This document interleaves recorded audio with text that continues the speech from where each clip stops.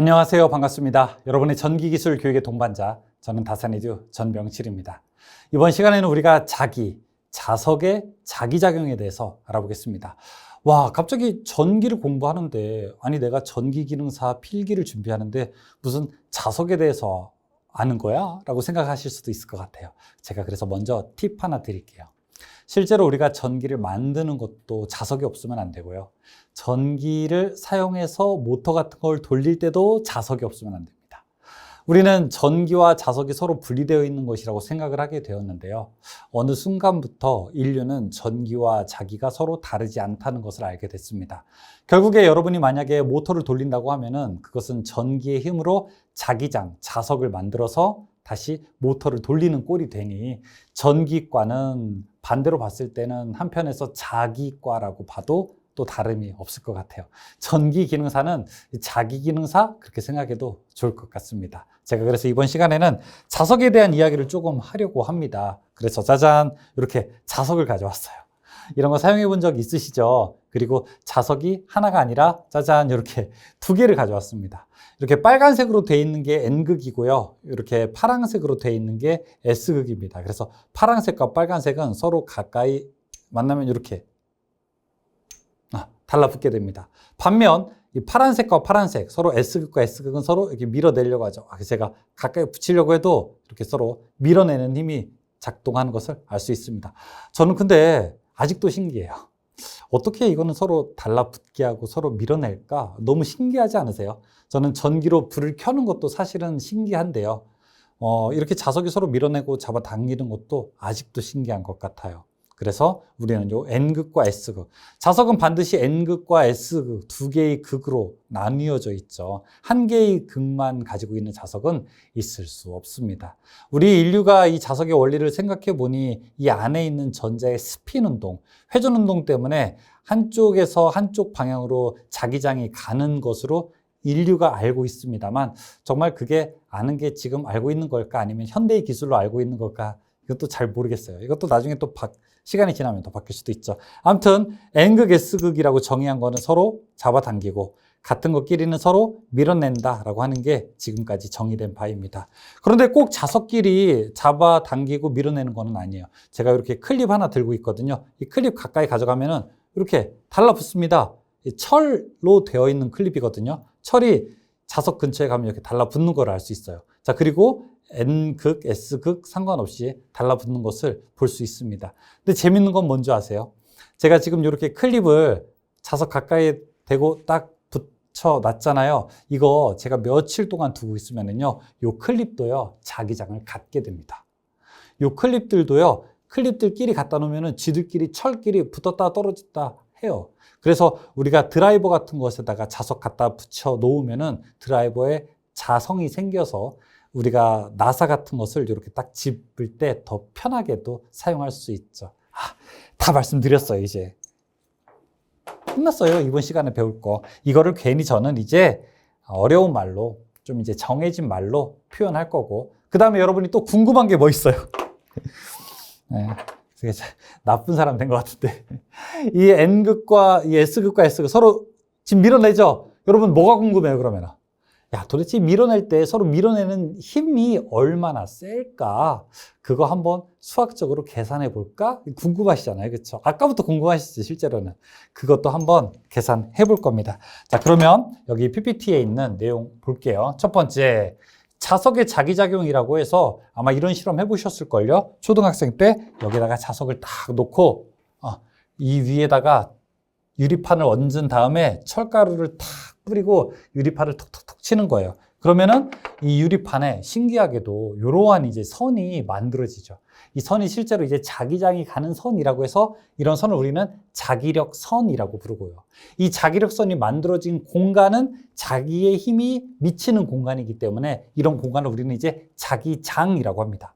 자기장 혹은 자계 이런 말로 쓰게 되죠. 오른쪽으로 보면은요. 마치 이것을 옆에서 입체적으로 보면은 여기 N에서 S극으로 이렇게 자기력선이 만들어지고요.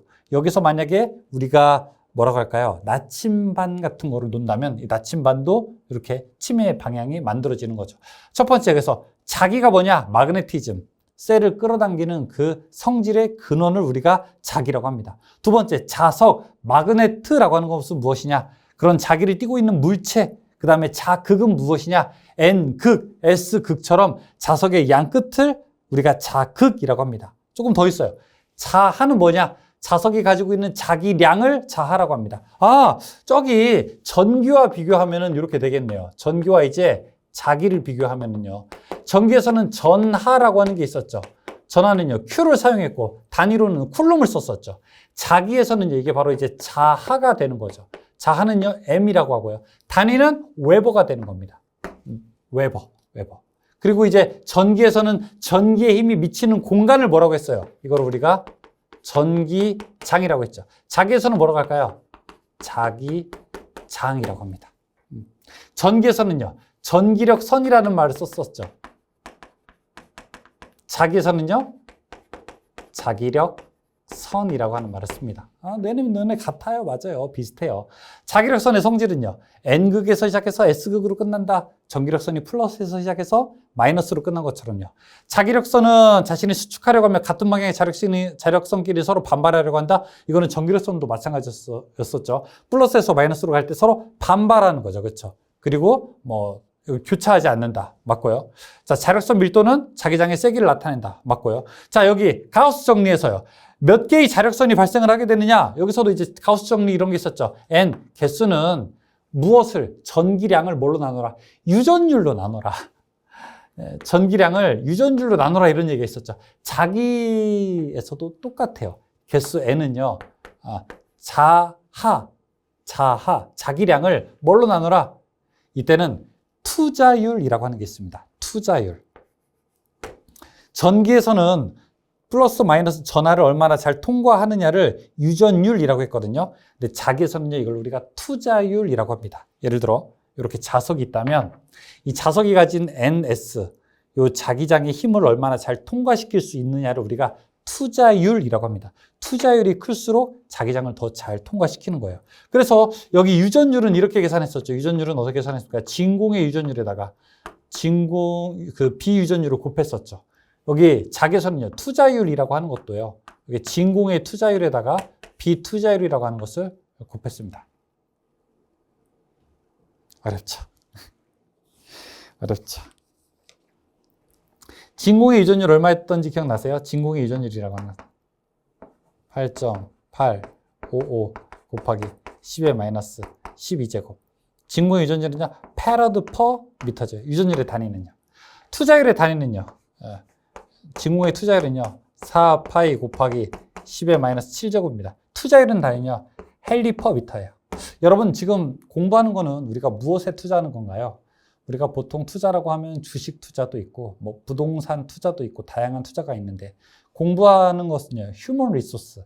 그러니까 사람에 대한 투자죠. 그렇죠? 휴먼에 투자하는 거 아니겠습니까? 그러니까 투자율의 단위는요, 휴먼에다가 투자한다. 이렇게 생각하셔도 좋습니다. 휴먼에다가 투자한다. 이 투자 중에서도 굉장히 안정적이면서 리스크도 적고 회수율도 되게 높은 게 사람에 투자하는 거죠.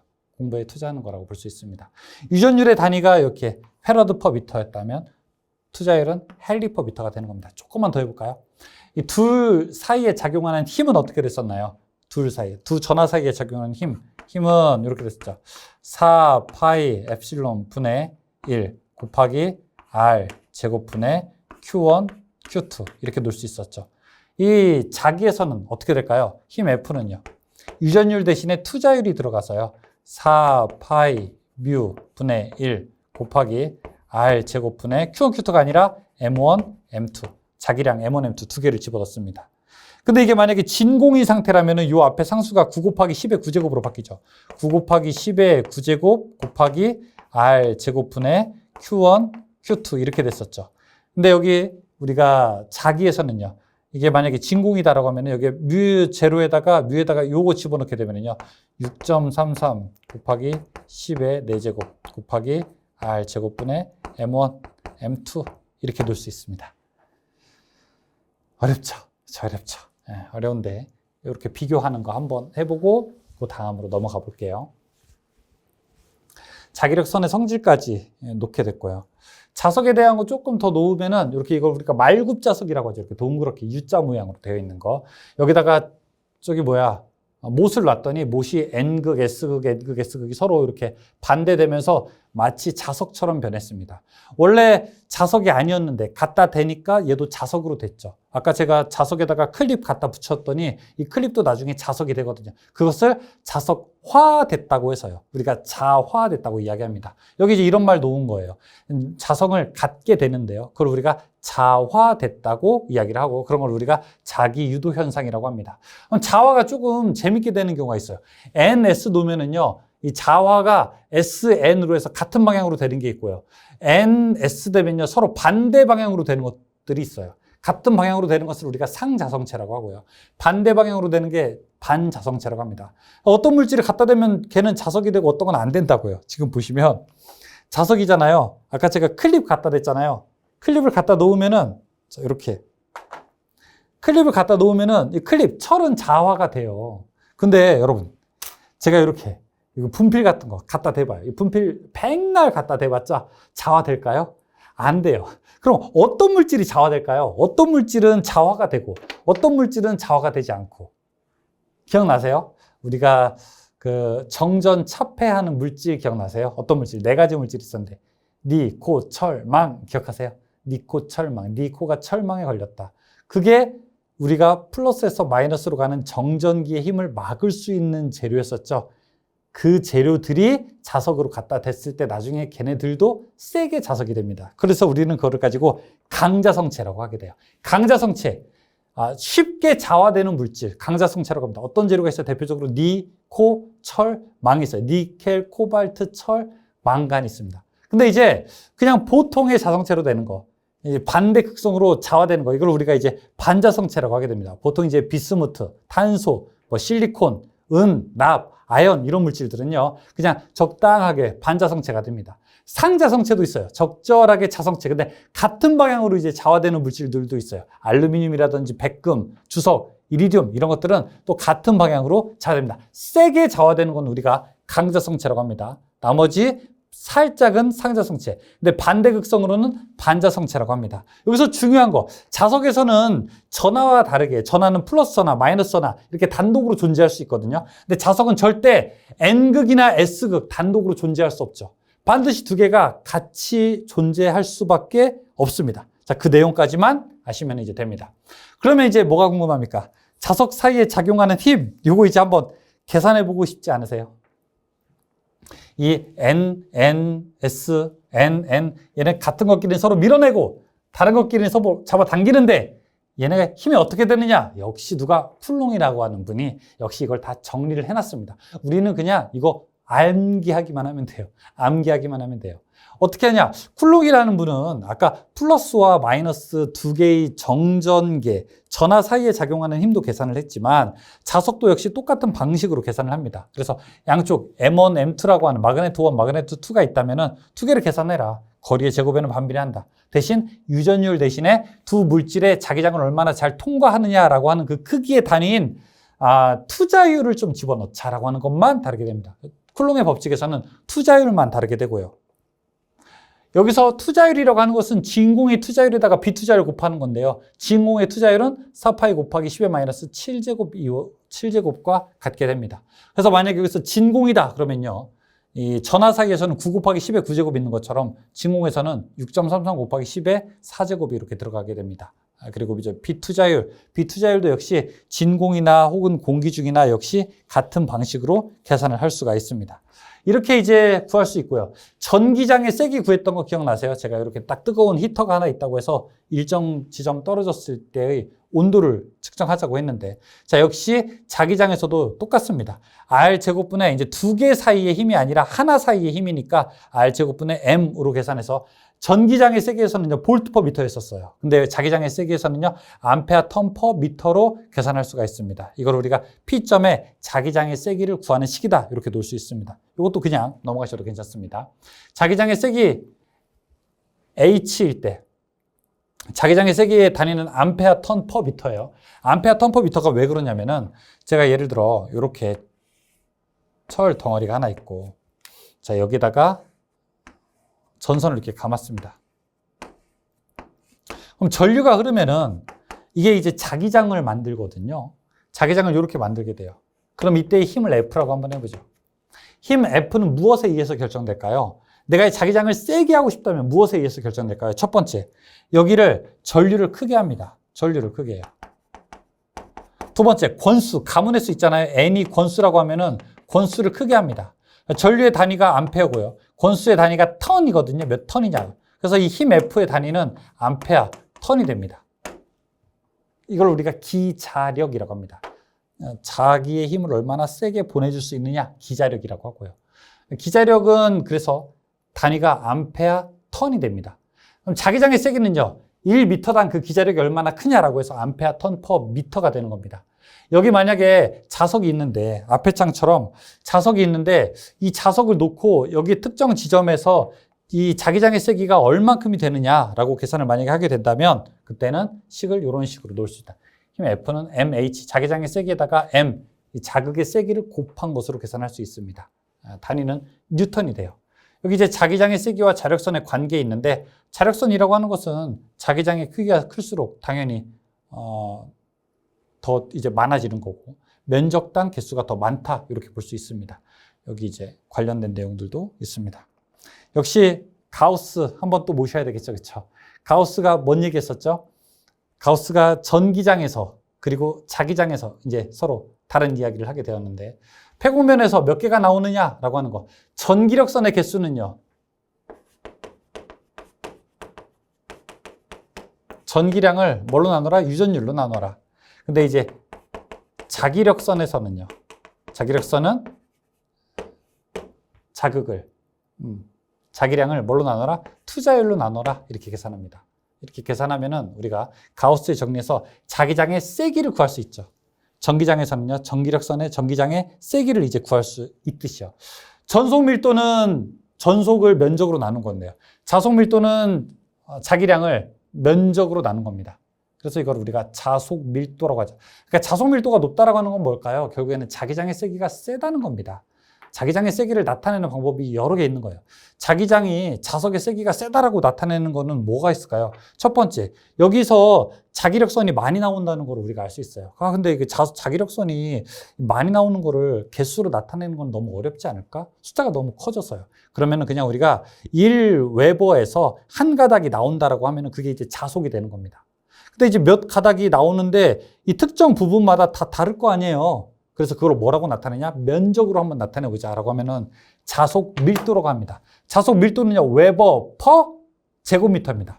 따라해 볼까요? 웨버 퍼 제곱미터. 웨버 퍼 제곱미터. 이게 자속 밀도의 단위가 됩니다. 자속 밀도는요, 투자율에다가 또 자기장의 세기를 곱한 것과 같습니다. 투자율은 진공의 투자율에 비투자율 곱한 거 같게 되죠.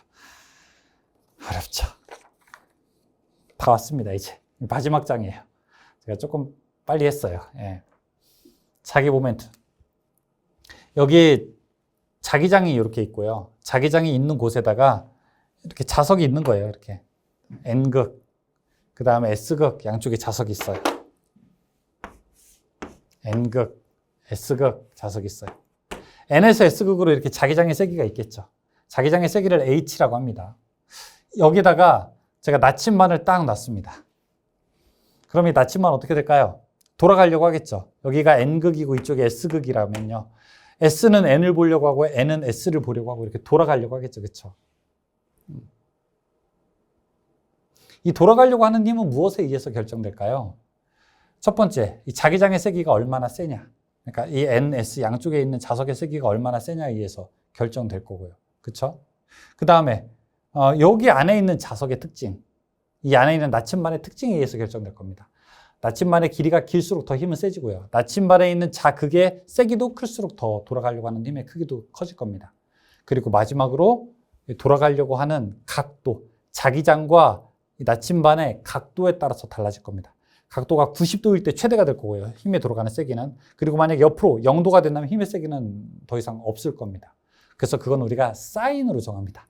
사인은 90일 때 1이고요. 사인은 0도일 때는 그냥 0이거든요. 그래서 사인 90도일 때 최대가 되는 것은 90도일 때 최대가 되는 게 사인이거든요. 그래서 저희는 여기다가 사인이라고 하는 걸 집어넣을 거예요. 그러면은 이 안에 나침반의 크기가 가지고 있는 자극의 크기를 m이라고 하고, 자, 이거의 길이를 l이라고 한다면 우리가 자기 모멘트라고 해서 이 나침반이 가지고 있는 힘은 ml을 곱한 것과 같고요. 그래서 이거를 큰 m이라고 놓고요. 결국에는 그러면 각도와 함께 이 자기장의 세기와 영향을 미치지 않겠느냐라고 하면은 돌아가려고 하는 힘, 이걸 우리가 토크라고 하거든요.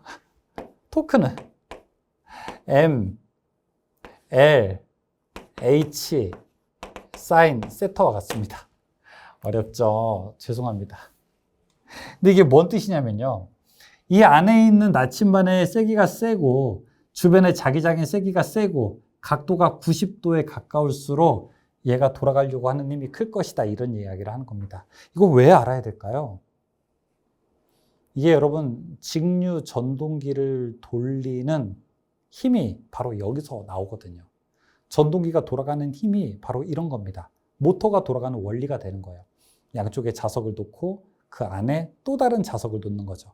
대신 양쪽의 자석이 예전에는 영구 자석이었다면 그 크기를 마음대로 변화시킬 수 있는 전자석을 사용하는 것만 다르는 거죠. 그래서 이거는 ml을 우리가 자기 모멘트 큰 라지 m으로 놓을 수 있으니 m h 사인 세타 이렇게도 놓을 수 있다. 이 얘기가 나오는 겁니다. 토크의 단위는 뭘까요? 뉴턴 미터가 되는 겁니다. 그래서 여기 단위 보면은 뉴턴 미터 이렇게 놓을 수 있죠. 괜찮으세요? 아유, 어렵다고요? 좋아요. 그러면 이제 문제 풀면서 자신감을 한번 이렇게 올려볼까요? 자, 문제 풀어보겠습니다. 이어서 문제 풀어보겠습니다. 1번. 자기력선의 설명 중에서 맞는 것은 무엇인가? 1. 자기력선은 자석의 N극에서 시작하여 S극에서 끝난다? 좋아요. 이게 맞죠. 2번. 자기력선은 상호간에 교차한다? 띠. 3번. 자기력선은 자석의 S에서 시작해서 N에서 끝난다? 띠. 4번. 자기력선은 가시적으로 보인다? 띠. 1번만 맞는 겁니다. 자기력선 보이면 안 돼요. 예.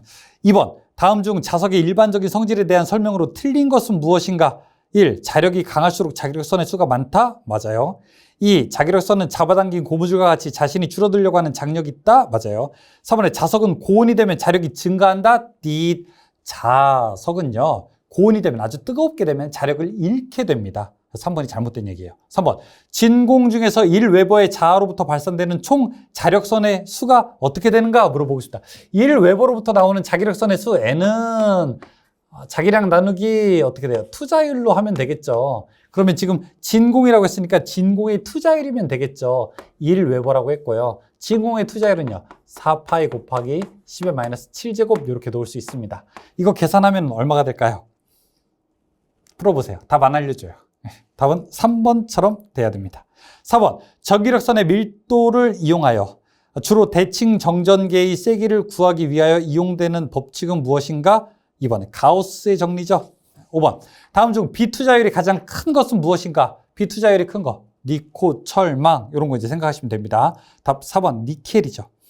6번. 다음 중 강자성체가 아닌 것은 강자성체 뭐라고 했어요? 니코, 철, 망. 니코, 철, 망 아닌 거. 3번 백금. 7번. 물질에 따라 자석에 반발하는 물체를 무엇이라고 하는가? 반발하는 거. 댐비는 거. 반자성체라고 합니다. 3번이죠.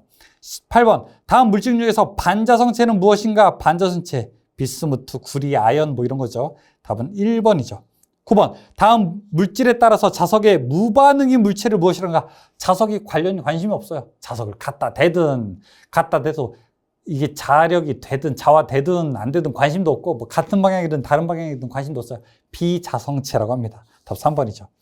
10번. 다음 중 정전 차폐와 가장 관계가 깊은 것은 무엇이냐? 정전기 막으려고 하면 어떤 걸로 했어요? 정전기 막으려고 하는 거. 강자성체로 했잖아요. 그렇죠? 강자성체. 답 2번이죠. 11번. 자극 가까이에 물체를 두었을 때 자화되는 물체와 자석이 그림과 같은 방향으로 자화되는 자성체는 무엇인가? NS인데 반대로 되잖아요. 그렇죠? 이게 반대로 자화되는 거잖아요. 그렇죠? 답은 2번. 반자성체죠. 12번. 진공 중에 두 자극 M1, M2를 R미터 거리에 놓았을 때 작용하는 힘 F의 식으로 옳은 것은 무엇인가 물어보겠습니다. 진공 중에 두 개, 이거 쿨롱의 법칙 이야기하면 되죠. 쿨롱의 법칙 몇 번이 됩니까? 답 2번이 되죠. 그렇죠? 거리의 제곱에 반비례한다는 거 기억하시면 되겠죠. 13번. 진공 중에서 같은 크기의 두 자극을 1m 거리에 놓았을 때 그 작용하는 힘은 무엇인가? 자극의 세기에는 1웨버다라고 이야기하고 있습니다. 진공 중이라고 했어요. 진공 중이니 쿨롱의 법칙에 의해서 힘 F는 6.33 곱하기 10의 4제곱 그리고 R 제곱분의 M1, M2가 됩니다. 근데 지금 R, M1, M2 다 1이라고 해요. 그쵸? 그럼 1의 제곱분에 여기 1 곱하기 1이래요. 그쵸? 그럼 이가 얼마가 됩니까? 그냥 6.33 곱하기 10의 4제곱 되겠죠. 그쵸? 답은 이렇게 1번 나오죠. 14번. 10의 마이너스 5제곱 웨버와 1.2 곱하기 10의 마이너스 5제곱 웨버의 점 자극을 공기 중에서 2cm 거리에 놓았을 때 그 간에 작용하는 힘은 어떻게 되는가? 자, 똑같이 가요. 14번 문제죠. 자, 이거 힘 F는 6.33 곱하기 10의 4제곱 곱하기 거리가 얼마예요? 2cm죠. 그럼 미터로 해야 되거든요. 0.02m가 됩니다. 0.02m 분의 제곱이죠. 그 다음에 하나는 10의 마이너스 5제곱이래요. 10의 마이너스 5제곱 곱하기 또 하나는 1.2 곱하기 10의 마이너스 5제곱이래요. 1.2 곱하기 10의 마이너스 5제곱이라고 합니다. 계산해요. 얼만큼이 되는 겁니까? 1번이 되겠네요. 그렇죠? 1.9 정도가 되네요. 15번. 다음 설명 중에서 틀린 것은 무엇인가?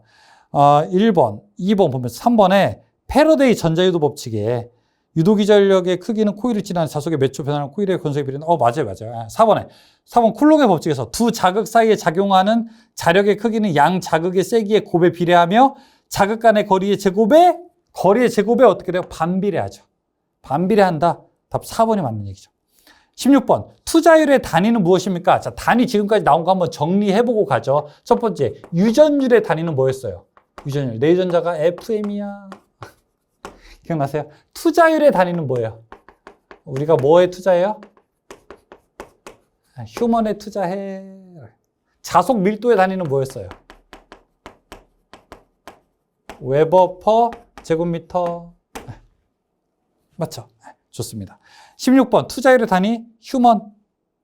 17번 진공의 투자율은 얼마인가? 진공의 투자율 4파이 곱하기 10의 마이너스 7제곱. 답은 3번이죠. 18번 자기장의 세기에 대한 설명이 잘못된 것은 무엇인가? 자기장의 세기에 대한 설명이 잘못된 것. 자, 일단 우리가 자속 밀도라고 하는 것은요, 투자율에 자기장의 세기를 곱한 것과 같아요. 그러면 자기장의 세기는 어떻게 됩니까? 자속 밀도를 뭘로 나눠요? 투자율로 나눈 것과 같습니다. 이거 한글로 한번 쓸게요.